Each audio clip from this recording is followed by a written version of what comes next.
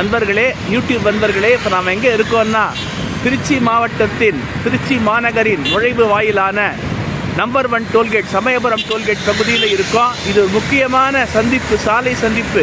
ஏனெனில் இங்கிருந்து பார்த்தீங்கன்னா திருச்சி நகருக்கு பிரிகிறது. லால்குடி, அரியலூர், சேலம் போன்ற இடங்களுக்கு சாலைகள் பிரிகின்றன.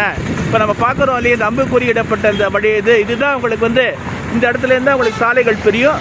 இப்படியே பார்த்தீங்கன்னா லெஃப்ட்டில் ரைட்டில் போனீங்கன்னா சேலம் 134 கிலோமீட்டர், நேராக போனீங்கன்னா திண்டுக்கல், மதுரை, ராமேஸ்வரம் வந்துடும். இப்படி திரும்பினா அரியலூர் வரும் உங்களுக்கு.